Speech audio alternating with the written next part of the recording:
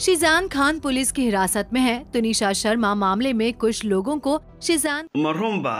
in lagu arkay Sheeseen Khan astaamo muujinaya inuu istili karo kadib qalbijabaadu weyn oo kala kulmay 15 casho u dambeeyay oo ku jiray jeelka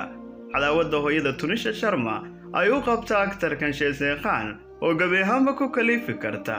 inuu isku dilo gacantiisa gabadh cusub oo ay soo qabteen ciidamada sirdoonka qaybna ka ah dilka Tunisha Sharma ee aktarkan Sheeseen Khan oo aan arrintaasi ka marnayn xabsi madow ah tima makiinad la isaga xiirayo iyo ficilo dhaawac loo gabi ahaanba ka soo baxay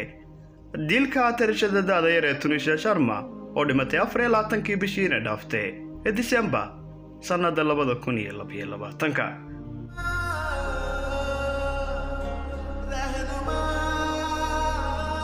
intaas iyo qodobo kale xiiso leh ayaan kugula wadaagi doonaa barnaamijkeena maanta balse ka hor waxaan idinka mahad celinayaa sida quruxda badan aad ula fargashaan markasta muuqaaladeena idinkoo la garanaya subscribe ayo ku soo biiray YouTube-keena Baldahab TV waxaan idin leeyahay waan idin ogahay midaasi mahadsanidii saaxiibayaal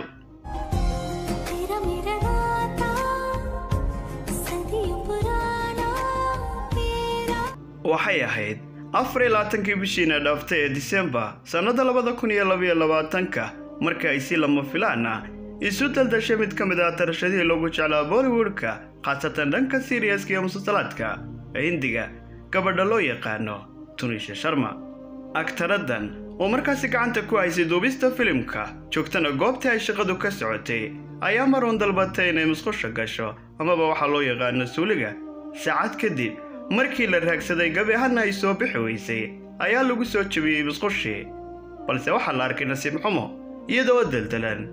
oo muuqata gabi ahaanba mar hore inay dhimatay isla saacadaas Sheeseen Khan waxa uu muujiyay murugaad u badan waxaana laga hayaa afkiisa inuu lahaa waan jeclahay gabadhan biliisi badbaadiya ambalaasi waca iyo waxyaalo lamida wana mid muujinaysa xiriirka wanaagsan ee uu la lahaa iyo sida uga xumaaday gabi ahaanba dhimashadeeda balse hooyada dhashay Tunisha Sharma ayaa tilmaantay inuu ninteeda xiriir la lahaa misana uu gabi ahaanba uga baxay xiriirkaas iyo balanta guurka uu hore uga qaaday labadaba sidaas darteedna ay isu dishay sidoo kale waxay sheegtay marar badan inay aragtay iyadoo oynaysa isaga dartee waxayna tidhi sii daaya dadka kale oo dhan balse ninkan marnaba laygama sii dayn karo Sheeseen Khan oo ah ninka kiiska dusha laga saaray xataa waa uu qirtay inuu xiriir la lahaa markii ay weydiiyeen ciidamada sirdoonku gabadhan iyo wixii uu kala dhaxeeyay balse waxa uu yidhi xiriir ayaa naga dhaxeeyay waa run taa macnaheedu ma aha inaan anigu dilay xiriirkii naga dhaxeeyay waqti hore ayuu dhammaaday haddana waxaan ahaynoo keliya dad ay shaqo ka dhaxayso midaasna waxaa laga arki karaa sida wanaagsan aan u dhaqmaynay isla daqiiqadaas qof kasta ayaa u fakiray isagoo raad raacaya hadalka islaanta gabi ahaanba ninkaas inuu uga baxay gabadha guurka sidoo kalena ay uur u lahayd aan cidi dareensanayn taa darteedna iyadoo ka cararaysa ceeb iyo fadeexad ay isu dishay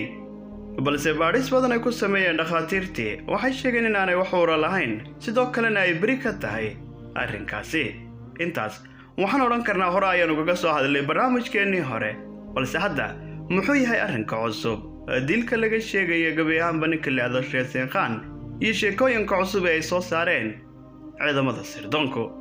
बात नहीं कर रहा इसलिए शेजान खान के लॉयर ने कोर्ट में ये अपील की है कि उनके क्लाइंट को ये सब कुछ प्रोवाइड किया aktarkan waxay isku dayeen inay difaacaan xarigiisa kadib labada gabdhood ee la dhashay Sheeseen Khan iyagoo leh ma jirto wax dambi oo lagu haysto walaalkeen sidoo kale Tunisha annagaba waxay ahayd qof aan jecelahay waana ka xunahay dhimashadeeda balse ma jirto sabab walaalkay jeelka loogu seexayo intaasi ka badan haddii aan caddayn dhab ah lagu haynin waxaase markiiba u jawaabtay hooyada dhashay Tunisha Sharma labadii hablood oo tidhi kiiskani maaha midaad wax ka fahmaysaan hablo ha soo gelina Sheeseen Khanna isaga ayaa dilay gabadhayda xabsigu waa uu dhow yahay ee cadaabta ayaan u dhaadhicin doonaa taas oo muujinaysa cadaawadda iyo caloolxumada ay gabi ahaanba u qabto maamadani jilaaga iyo aktarka loo yaqaano Sheeseen Khan haddaba dhibka ugu weyn ee haysta hadda aktarkan iyo jilaaga loo yaqaano Sheeseen Khan ayaa ah in lagu xidhay jeel dabaqadaha hoose ama lagu xidho dadka dabaqada hoose cabsi ah muuqaal ahaan aan wanaagsanayn. Kaaga sii darane qolka uu degan yahay ee lagu xidhay waxaaba isku dilay ayaa la leeyahay muddo hore nin loo haystay kiis sidan oo kale ah oo dila. waxaa mar kale aan odhan karnaa niyadda ayay ka sii jabaysay aktarkan iyo jilaaga loo yaqaano Sheekhaan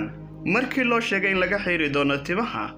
sida ugu dhaqsaha badanna gebi ahaanba lagu dhukuri doono, taas oo ka muujiyay murugo maadaama uu filanayay in laga sii dayn doono halkan, balse loo xaqiijiyay inuu ka sii mid ahaan doono maxaabiista sidoo kalena timaha laga dhukuri doono. haddaba waxay leeyihiin warbaahinta Hindiya wuxuu muuqdaa gebi ahaanba qof taagan qoos, sidoo kale faraha iskula hadlaya, jawigiisuna aanu fiicnayn. wuxuuna markasta isweydiinaya ayay leeyihiin dhimashadii gabadhii oo aadka u jeclaa oo uu ka fakaraya 24 hours, sidoo kalena dembigeeda iyo dilkeeda labadaba laga saaray dusha. kaaga darane mar kale markii loo sheegay gebi ahaanba in timaha laga xiiri doono halkanna uu ku waari doono aanu baxaynin, waxay u sii ahayd ayay leeyihiin qos kale waana arrinta keenaysa gebi ahaanba inuu muujiyo murugo badan, niyadjab badan, sidoo kalena looga boqdo inuu isdili karo maadaama waliba qolkani yahay mid mar hore la isku dilay. मेरा stand day 1 से था, वो बेगुनाह है और आज मैं आपको बोलता हूँ कि इसके अंदर क्या है, सीक्रेट गर्लफ्रेंड थी या secret looyarka kiiskiisa ee gaarka ayaa 3 casho ka hor saxaafadda la wadaagay inay midani tahay gebi ahaanba xaqdarre aan loo meeldayn, sidoo kalena islaantana cadaawad weyn ay u qabto aktarkan iyo jilaagan loo yaqaano Sheekhaan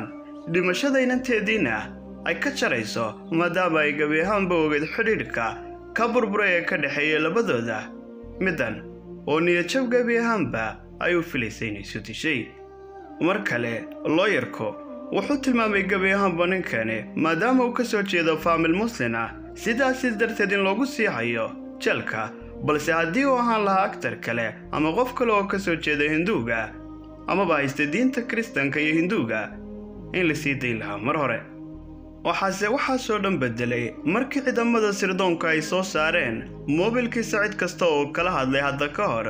iyo fariimihii uu la wadaagay gebi ahaanba dadkii ugu dambeeyey, waxayna ogaadeen inay ka dambayso gabadh ay saaxiibo dhow yihiin ninka la yidhaahdo Sheekhaan, kala tagga iyo burburkii gebi ahaanba dhex maray isaga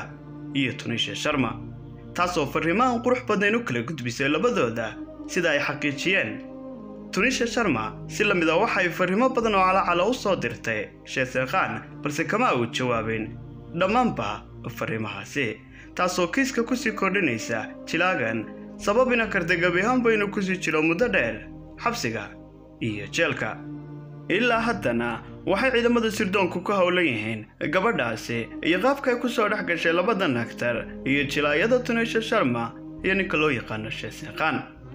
waxaa intaasi dheer gebi ahaanba kiiskana sii waali kale mar kale fariimahaasoo dhan iyo xogaha la helay gebi ahaanba inuu iska saaray ninka loo yaqaano Sheekhaan kana tirtiray mar horeba moobilkiisa. haddaba daawade sida ayaad u aragtaa adigu qadiyadan, macquul ma tahay inuu gebi ahaanba Sheekhaan